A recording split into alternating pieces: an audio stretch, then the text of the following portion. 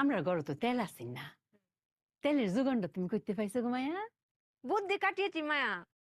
এরা আবার বুদ্ধি কাটাইছো? হুম। কি বুদ্ধি? আমার মায়ের প্রেশার নেমে গেছে, এটার দাঁড় করানোর দায়িত্ব তো আমার। তা ভাবলাম মায়াকে একটা ডিম ভেজে খাওয়াই। চোরার কাছে গেছি ডিম ভাজতে, গিয়ে দেখি তেল নেই। এখন তেল ছাড়া আমি কি করে ডিম ভাজ করবো মায়া? পরে অনেক বুদ্ধি কাটাচ্ছিলাম, বুদ্ধি কাটাতে কাটাতে আমার চোখের সামনে দিয়ে সই করে একটা তেলা চলে গেল। তখন আমার বুদ্ধিটা খুলে গেল মায়া, যে এর নাম তেল চোরা কেন? নিশ্চয়ই সে তেল চুরি করে। তারপরে আমি কপ করে তাকে দূরে ফেললাম।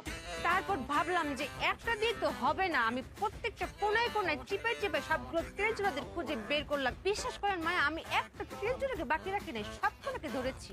ধরে একটা কড়াই রেখেছি, রেখে যে আগুনটা দিয়েছি না মায়া, এতগুলো তেল বেরিয়েছে না মায়া, পুরো 1 লিটার হবে।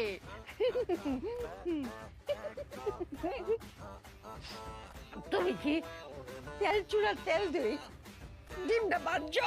এই তো মায়া, আমি একটা পেট্রোলের মতো কথা বলেছেন। খালি কি ডিম ভাজা, মাছ মাংস তরকারি সব হবে। আমি চুপে যতদিন এই সংসারের বুকে বেঁচে আছি আর কোনোদিন তেল কিনতে হবে না মায়া। মায়া, আমার মাথায় বুদ্ধি শুধু ঘোরে। মায়া, মায়া।